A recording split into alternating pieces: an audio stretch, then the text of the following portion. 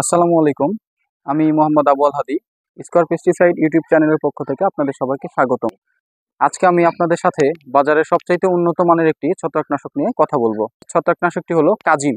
আপনারা হয়তো স্ক্রিনে দেখতে পাচ্ছেন, এটি বাজারে যত ছত্রাকনাশক রয়েছে তার মধ্যে সবচেয়ে ভালো। কেনই বা আপনারা এটি ব্যবহার করবেন সে সম্পর্কে ভিডিওতে বিস্তারিত আলোচনা করব।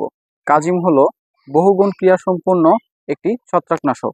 এর প্রতি কেজিতে 800 গ্রাম কার্বনডাজিম রয়েছে। এর প্রতিটি কণায় সূক্ষ্ম এবং ধুলাবালি মুক্ত। এর প্রতিটি কণার আকার 2 থেকে 4 মাইক্রন। এত সূক্ষ্ম কণা হওয়ার কারণে উদ্ভিদের উপর এটি স্প্রে করার সাথে সাথেই উদ্ভিদের বিভিন্ন অংশ যেমন মূল, কাণ্ড, পাতা ইত্যাদির দ্বারা অতি দ্রুত শোষিত হয়ে উদ্ভিদে একটি সুরক্ষা বলয় সৃষ্টি করে। ফলে গাছ দীর্ঘ সময় পর্যন্ত ছত্রাকমুক্ত থাকে। এখন আসা যাক এটি কিভাবে কাজ করে। এটি মূলত দুইভাবে কাজ করে থাকে। একটি হলো প্রতিরোধক হিসেবে এবং আরেকটি হলো প্রতিষেধক হিসেবে। আসুন আমরা জেনে নিই কিভাবে প্রতিরোধক হিসেবে কাজ করে। যদি কোনো ফসলে ছত্রাকের আক্রমণ না হয় এবং ছত্রাকের আক্রমণ হওয়ার সম্ভাবনা থাকে, সেক্ষেত্রে আমরা প্রথমেই উদ্ভিদে কাজিমটি ব্যবহার করব।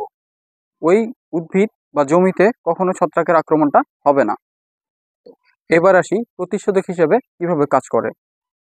যদি কোনো উদ্ভিদে ছত্রাকের আক্রমণ হয়ে থাকে এবং এটি যদি ব্যাপকভাবে ছড়িয়ে যায়, সেক্ষেত্রে আমরা এই কাজিমটি ব্যবহার করতে পারি। এক্ষেত্রে কি হবে, উদ্ভিদে স্প্রে করার পর উদ্ভিদের বিভিন্ন অংশে ছড়িয়ে পড়ে ছত্রাকের যে আক্রমণ রয়েছে সেই ছত্রাকের আক্রমণটাকে রোধ করবে। ফলে ওই উদ্ভিদগুলোতে ভবিষ্যতে আর ছত্রাকের আক্রমণ হবে না। এভাবেই কাজিম রোগ প্রতিরোধক এবং রোগ প্রতিষেধক হিসেবে কাজ করে থাকে। আপনাদেরকে আরও একটি তথ্য জানিয়ে দিই যে যত ধরনের শুকনা পচা রোগ আছে সেখানে আপনারা নিঃসন্দেহে কাজিমটা ব্যবহার করতে পারেন। ভিডিওটি যদি আপনাদের কাছে ভালো লাগে তাহলে অবশ্যই স্কয়ার পেস্টিসাইড ইউটিউব চ্যানেলটিকে সাবস্ক্রাইব করে যাবেন এবং এর পাশাপাশি বন্ধুদের সাথে শেয়ার করতে ভুলবেন না।